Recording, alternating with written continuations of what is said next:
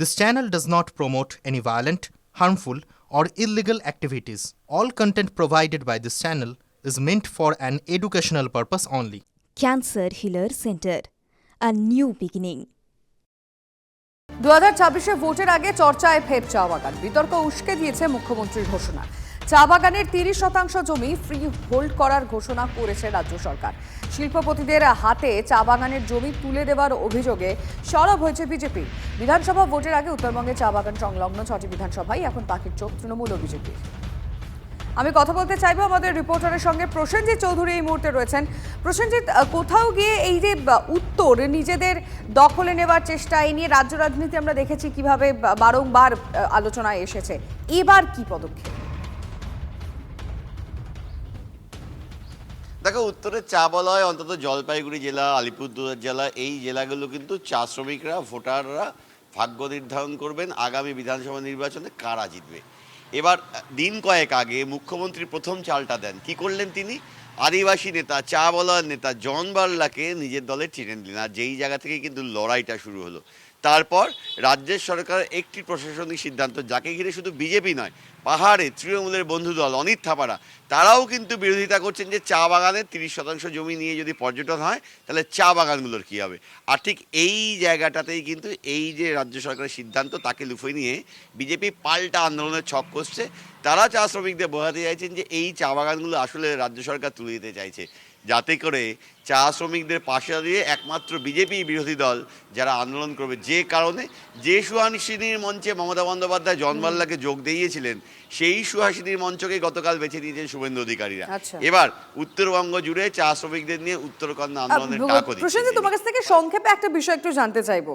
26 নির্বাচনের যে খুব বেশি সময় হাতে রয়েছে তার নয়, তার কারণ আমরা দেখছি যে ইতিমধ্যেই বেশ কিছু ইস্যু সামনে এসে গেছে। মানে 26 নির্বাচনে কোন ইস্যুগুলো গুরুত্বপূর্ণ হবে, তার মধ্যে ইনক্লুডেড বারবার যেটা বলা যায় সেটা উত্তরের চা বাগান, যেখানে দুপক্ষই ঝাঁপিয়ে পড়েছে। মানে এটা কি তাহলে আরো একটা অন্যতম বড় ইস্যু হতে চলেছে?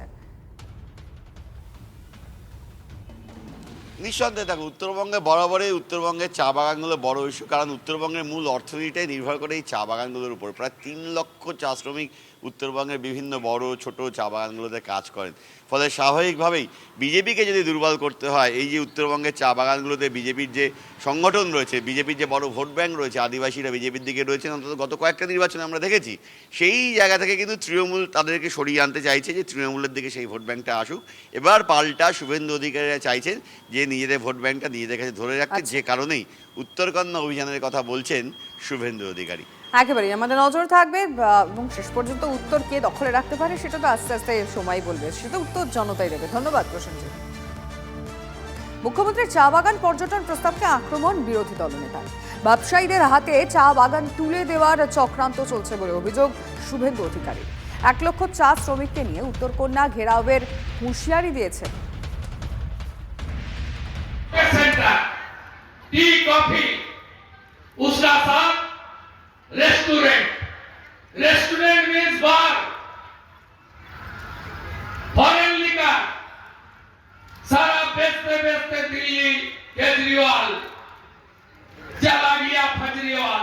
हायर सेकेंडरी एग्जाम का बाद पैदल यात्रा शुरू होगा और उत्तरकन्या सिलीगुड़ी में 1 लाख से भी ज्यादा टी गार्डन वर्कर आप सबको 7 दिन के लिए जाना पड़ेगा। मैं भी रहूंगा, एक गैजेट नोटिफिकेशन फाड़ना पड़ेगा, वापस लेना पड़ेगा। চা বাগান ও চা শ্রমিকদের জন্য প্রকৃত উন্নয়ন করছেন মমতা বন্দ্যোপাধ্যায়, পাল্টা দাবি করেছেন কুণাল ঘোষ। চা বাগান এলাকা কিছুদিনের জন্য বিজেপি ভুল বুঝিয়েছিল, চা বাগান এলাকা, কিন্তু সেখান থেকে মানুষ ঘুরে দাঁড়াচ্ছেন, সরে দাঁড়াচ্ছেন। এবারের ইলেকশনেও বা ইলেকশনেও তার রেজাল্ট দেখা গেছে। ফলে চা বাগানের জন্য নরেন্দ্র মোদীর সরকার, বিজেপির সরকার কোনো কালে কিছু করেনি। মমতা বন্দ্যোপাধ্যায়ের সরকার চা বাগান, চা শ্রমিকদের জন্য ঢালা উন্নয়ন করছেন এবং চা বাগানে বিজেপির পা রাখার জায়গা থাকবে।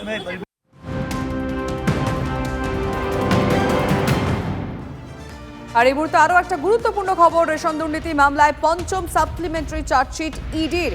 কার কার নাম সেখানে রয়েছে এবং জ্যোতিপ্রিয় মল্লিকের চার্টার্ড অ্যাকাউন্টেন্ট সহ কার কার বিরুদ্ধে অভিযোগ, সমস্ত কিছু আমরা জানবো।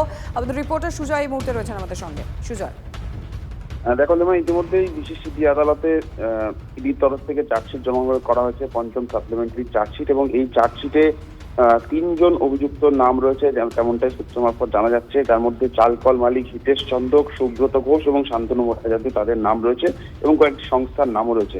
এই শান্তনু ভট্টাচার্য কিন্তু জ্যোতিপ্রিয় মল্লিকের চার্টার্ড অ্যাকাউন্টেন্ট ছিলেন, সেটাও জানা যাচ্ছে। এবং চার্জশিটে এটা উল্লেখ করা হয়েছে যে রেশন দুর্নীতির টাকা ঘুরপথে এদের কাছে গিয়েছে এবং এরা প্রত্যেকেই আর্থিকভাবে লাভবান হয়েছে। এবং জ্যোতিপ্রিয় মল্লিক যখন গ্রেফতার হয়েছিলেন তখনও আমরা দেখেছিলাম যে ইডি একাধিকবার আদালতে দাবি করেছিল যে জ্যোতিপ্রিয় মল্লিকের যে 3টি সংস্থা, অর্থাৎ এই টাকা কোথায় কি পার্ক করা হবে, দুর্নীতির টাকা, সেই সম্পর্কে পরামর্শ দিতেন শান্তনু।